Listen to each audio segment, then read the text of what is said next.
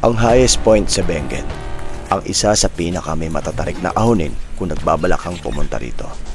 May taas itong 2,255 meters o 7,398 feet. Hindi biro ang iyong pagdaraanan kung nais mo makarating sa lugar na ito. Ulan, araw o kuminsan aabutan kayo ng bagyo. Ngunit ang marating ang tuktok nito ay isa sa pinakamalaking karangalan para sa iyong sarili. Ano yun na? Emotional ako pare, hindi ko alam kung anong thanks God. Thanks God. Awesome! One word. Hindi siya kaya i-explain ng one word. Ang totoo. Kaya naman samahan nyo kami ng Papa Jack and Friends na subukang ahunin ang highest point sa Atok, Benguet.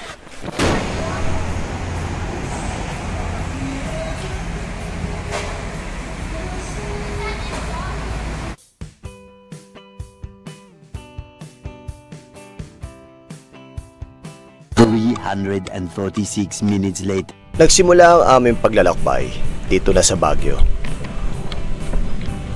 Unang liko pa lang dito sa Baguio, ano pang aasahan mo? Kundi puro ahon.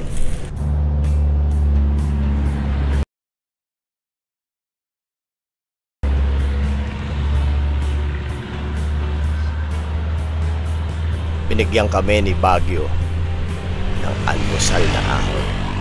At hindi ordinaryong ahon. Ahon na may gradient na mahaba at paliko-liko. Kaya naman itong si Dub Bike ay napaisip na. So, guys. Babala kayo. Bakit ba natin ginagawa to? Sino ang sabi ko? Sarap na ba? Sarap na buhay sa bahay eh. Sa puntong ito ang kakaliwan mo at dito magsisimula ang papunta sa Hanselma Highway. Sa una masaya pa. Sa una nakangiti pa ang lahat. So, ewan ko lang mamaya. Simulan natin ang ating destinasyong pangarap. Baligtad, pangarap na destinasyon. Let's go. Pagpasok pa lang namin sa barangay na ito, sinalubong na kaagad kami ng mga ahon. Papalitan naman niya ng magandang tanawin. Ang bugso pa lang ito.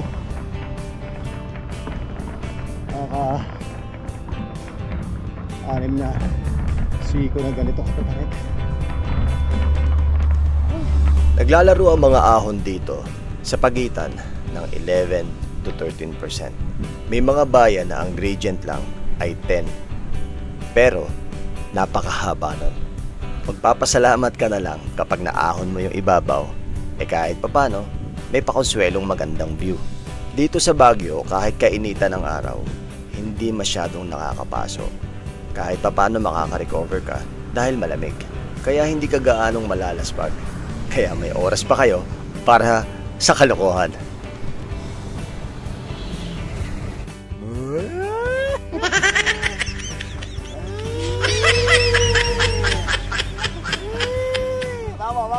Mamo. Lipat mo.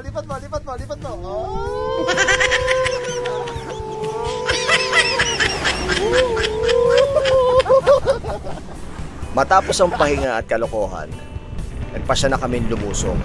Dahil sa dulo nito, mararating namin ang kalye ng Hanselma Highway.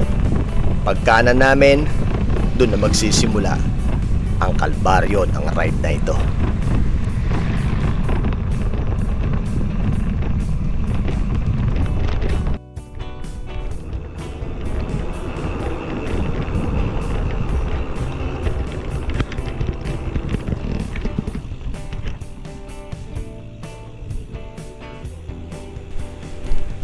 Sa bawat paglalakbay natin, palagi nating iisipin na mahihirapan tayo. Palagi nating iisipin na hindi magiging madali ang ating paglalakbay. Ang pinakamagagawa mo na lang ay magkaroon ka ng positibong kaisipan.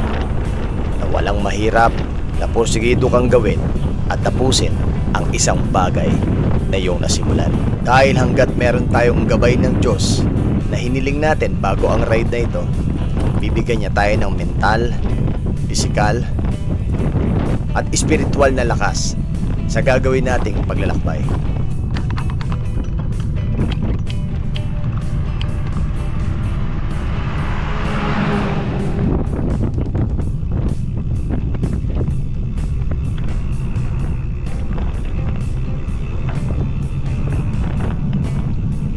Matapos ang ilang minutong lusong at narating na nga namin ang kanto ng Anselma. Tumitimbang ang bisikleta ko ngayon kasama ang dala ko ay mga 40 kilos. Kasama ko si Dub Bike at kasama ko si Fat Viajero. Dala ni Fat Viajero ay Surly. Ang dala ni Dub Bike ay Haro.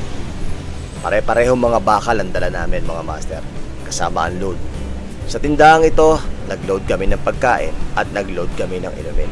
Sa hindi inaasahan, may nakasulubong kami na banggaan. Kaya bahagyang naantala ang aming pace na 50. Hindi 50. Joke lang. Ang lakas. Bahagyang naantala ang pace namin na 8 at 9. Dahil paahon mahirap. Kayo talaga. Di sige, kayo na malakas. Patuloy lang kami sa aming pagpidal na hindi namin alam kung hanggang saan ang dulo na aming pipidalin. Wala kaming nakikitang liwanag na malapit na kami sa aming pupuntahan.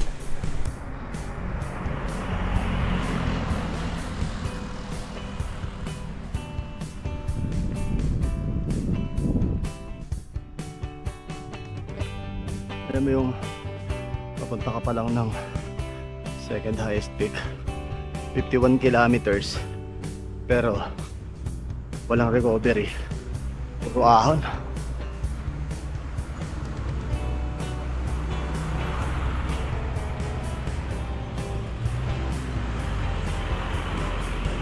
Minsan, hindi mo na nararamdaman yung pagod.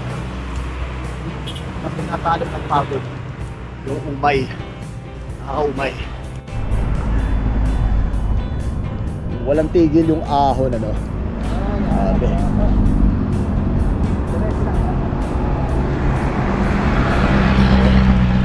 Hep, hep, hooray! Hep, hep, hooray! Amen na titas in Manila, hindi kami titirit.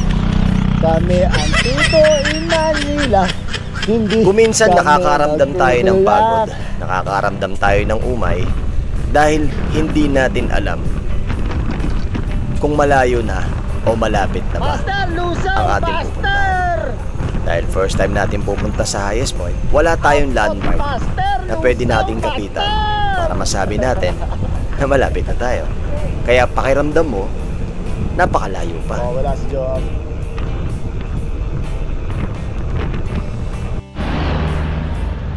Wala. Tapos ang lusong. Ako naman.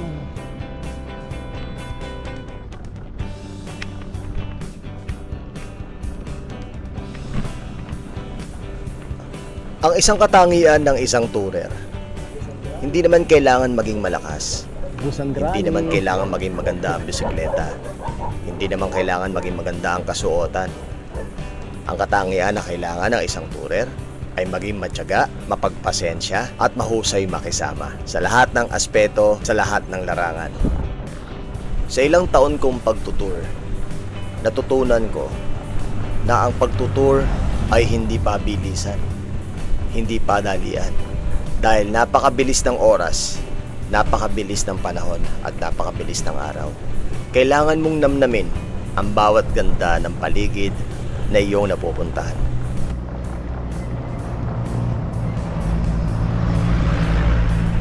Kaya kami ng Papa Jack and Friends, napaka-addict namin kapag may nakikita kaming spot.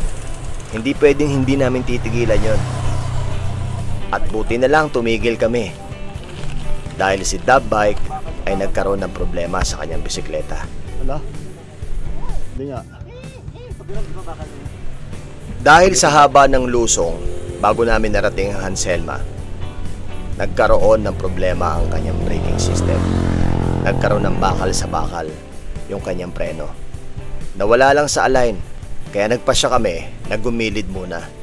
at i-align ang kanyang brake pads. Hanggang sa nakita ko yung brake pads niya ay magkaiba ang upod. Kaya ginawa namin ng paraan, ginawan ko ng paraan. Lumuwag ang kanyang brake pads sa pagkakapin, kaya sumasayad.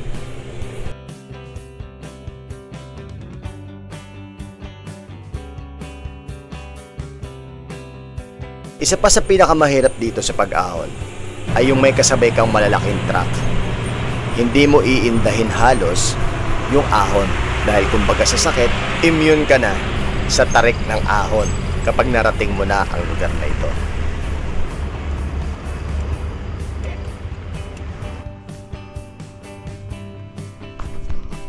Kumukunat yung mga ahon. Nagdadalawang si Kane tsaka si Iko.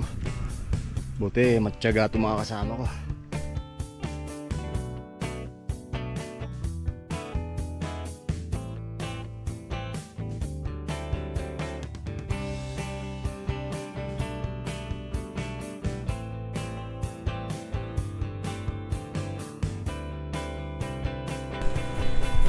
Napakasarap nang may nakakasama ka sa ride. Gaya niyan, kasama ko dito si Dabbike. Kasama ko rin dito si Fatbike Viajero, si Sol. At syempre, ang inyong lingkod, ako po, si Papa Jack. Patuloy na ini-enjoy namin ang view.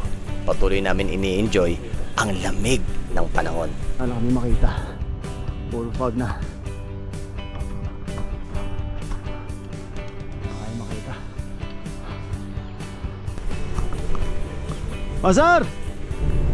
Bumaba na ang ulap sa amin at masyado na naming in-enjoy ang kapaligiran hanggang sa hindi namin namalayan.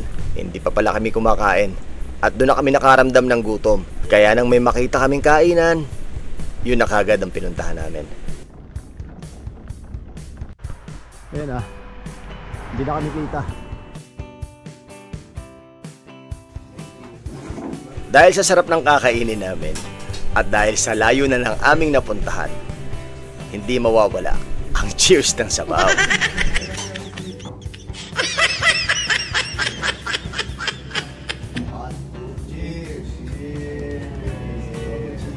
Dinadaan na lang namin sa tawa ang kapaligirang aming nakikita.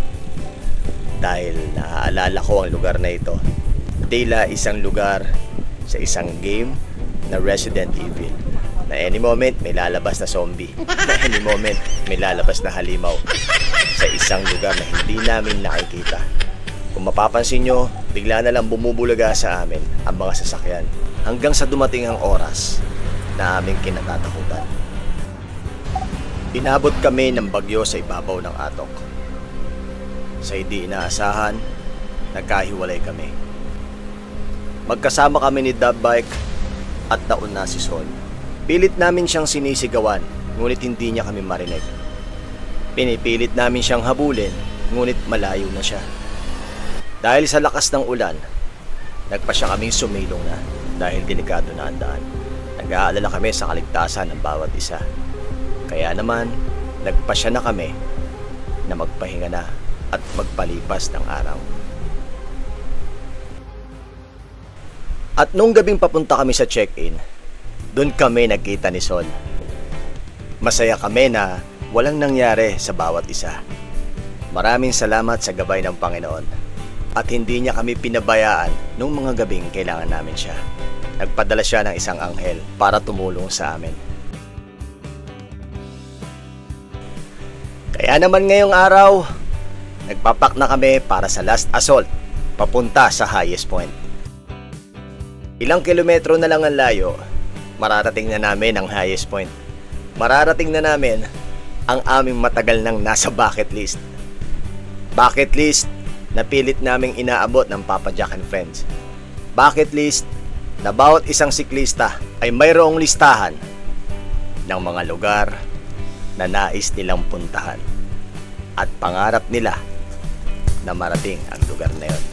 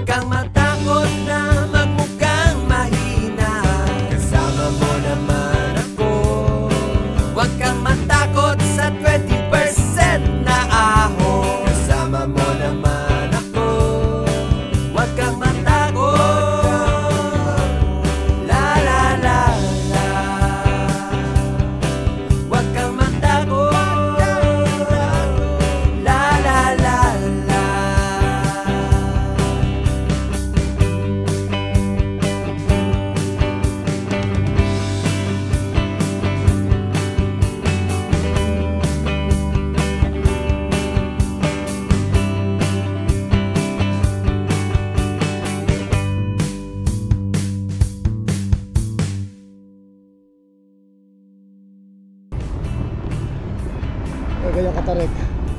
Taas oh. Pacingan mo lang ito. Maulihan mo lang. Ang pupersa yun. Mauubos ka dyan. Meron pa tayong ilang kilometers.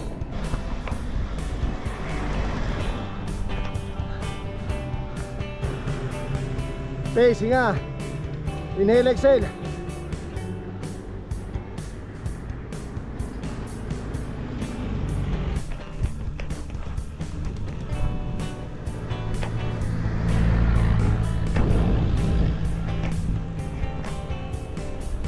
Dito pala dapat eh.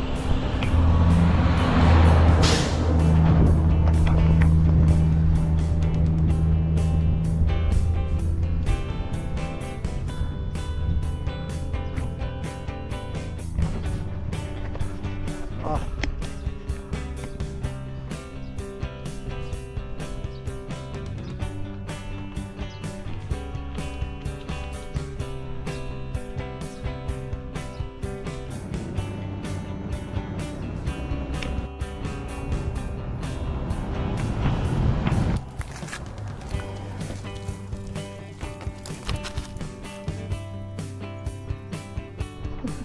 Ngayon, magsa-side trip tayo. Pupunta natin yung Northern Blossom na isa sa pinaka maganda pinupuntahan dito sa Atok. Maraming bulaklak sa lahat ng mga mahilig sa bulaklak.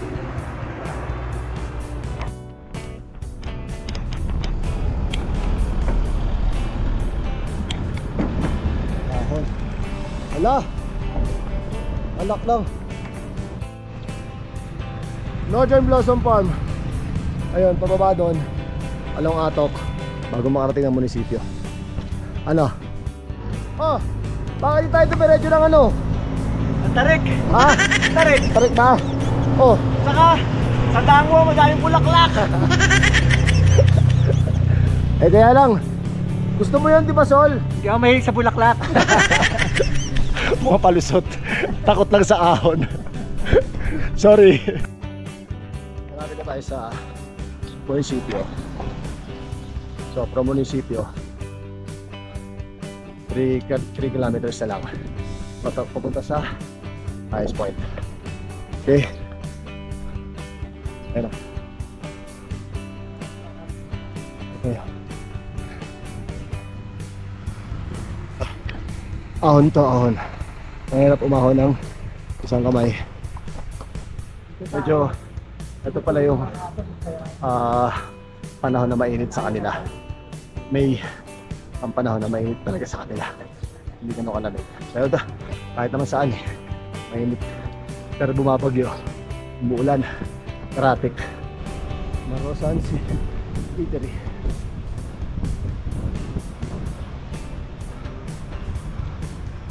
Sa bayan na tayo. Bayan tayo ng Atok.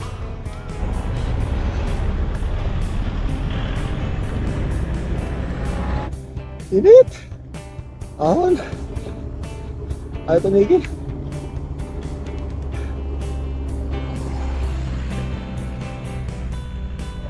Simula sa Northern Blossom, hindi siya tumigil.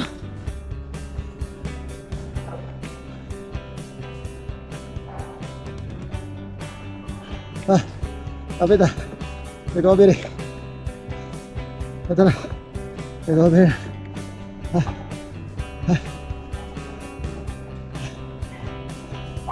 I-explain ko sa inyo yung crank kung paano kahalaga ang may crank kayo dito tsaka cogs. Explain ko sa inyo. Explain ko sa inyo sa chill talk.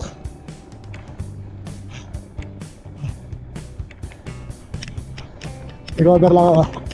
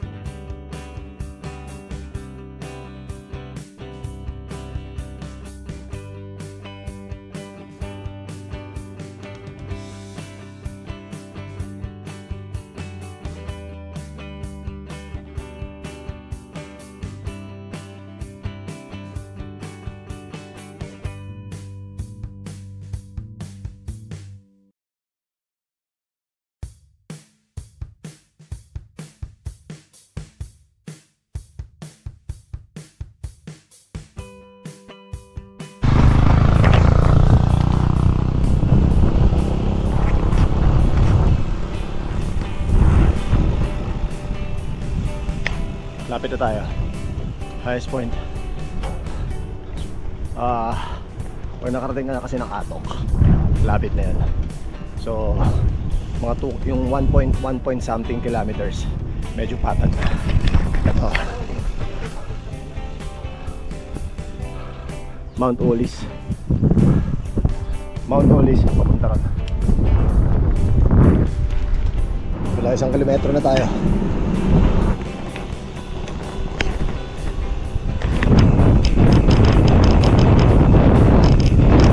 Ito naman ang shot mo dyan, Sol.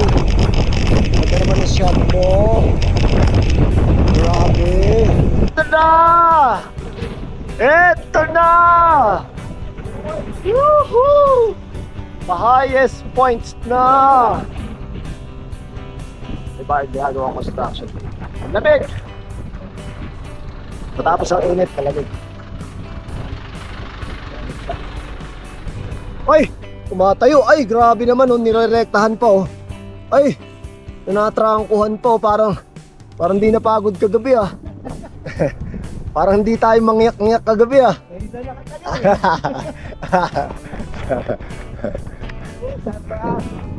Sa experience mo, Makahirap pero masaya. Kung pupunta kayo rito, kailangan na matinding ensayo. talaga. Pero ito na sinisigurado ko sa inyo. Ito magbubuo sa pagiging bikers nyo. Bike camp, bike touring, lahat, no? Lahat-lahat na. Iwan yung sarili nyo rito. Tayo! Ayan na! Ay, tumurang ko na naman! Ay, grabe! Ay, grabe! Ay, tumurang ko na naman! Woo! Woo!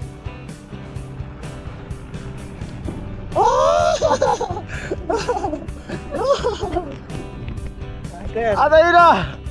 Ayun na! Nadali!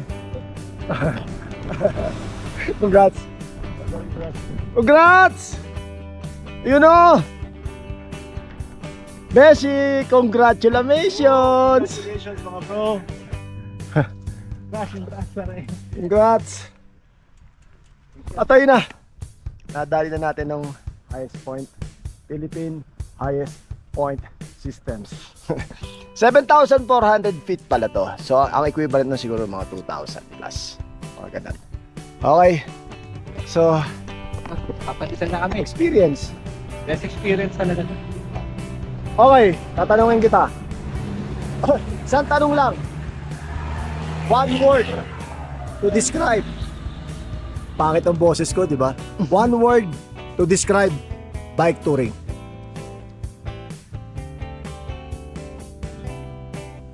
Emotional ako pare. Hindi ko alam kung anong sasabihin. One word. One word. Thanks God. Thanks God. Alright. Beshi, tatanungin kita. Ito. Tatanungin kita. One word to describe bike touring. Awesome! Awesome! I recommend you do it! All the pain, lahat ng hirap, pasakit, trials, once na-achieve mo yung goal, it's worth it. One word. Napakaganda, di ba? One word to describe bike touring. Hindi siya kaya i-explain ng one word. Ang totoo. Dahil sa bike touring, napakarami mong matututunan. Napakarami mong malalaman sa nature, sa kultura, sa sarili mo, at sa ibang tao. Especially sa mga nakakasama mo. Sa mga kaibigan mo, napakarami mong matututunan na hindi mo iniisip, hindi mo maiisip na nangyayari pala yung ganon sa sarili mo, sa mundo, sa tao, lahat. So one word is not enough para i-describe kung gaano kasarap ang bike touring. Okay? But ano man ang bisikleta ang dala mo, ano man ang puntahan nyo, saan man kayo magtungo, kung bike touring ang nasa isip mo, ang mahal mo, at narating mo ang pupuntahan mo, walang isang salita na pwede mag-describe doon kapag ka nakuha mo yun. Kagaya nito. Alright, maraming salamat. Hanggang sa muli. palaging tandaan, mahirapan pero hindi susuko. Ako po si Papa Jack at nakarating po kami dito sa highest point kasama ang aking kaibigan si Fat Bike Viajero. Master Sol. The At Biker! Let's si go! The Biker. Follow niyo po sila sa TikTok, kanilang TikTok, si The Biker at si Sol Berhel. Pero suplado, ayaw magpa-follow. Alright. Okay, hanggang sa muli, palagi tandaan. Shoutout nga pala sa aking mga kaibigan na pumunta rito. Si Sir Burns, na naggabay sa amin kahit paano na nagsabi na mag-ingat kami. Good luck. Sir Burns, Sir Obi, Sir Chris, Noah, sa inyo lahat, maraming salamat. Si Master Nilo ng Roosevelt Bicycle Center, salamat Roosevelt Bicycle Center. Staff Rap, maraming salamat. Rock and Rolls. At salamat kay Kuya Benny, hindi siya tao, anghel po siya. Maraming po salamat. Yes, Master, sir. ikaw may papasalamatan ka. Salamat sa lahat. Okay, sir. Master, shoutout. Salamat sa staff wrap, sa pack gear, sa frame bag ko, sa bar bag, sa feed bag, lagalag! Astig ang jacket nyo, hindi kami nabasa. Lagalag! Hindi kami nabasa. Tatlo kaming nakalagalag jacket, nakita nyo naman. Baka naman! Okay, maraming salamat. Hanggang sa muli, palagi tandaan, mahirapan pero hindi susuko. Ako po si Papa Jack at nagsasabing, paalam sa inyo at maraming salamat! Patunay lang ito Alright.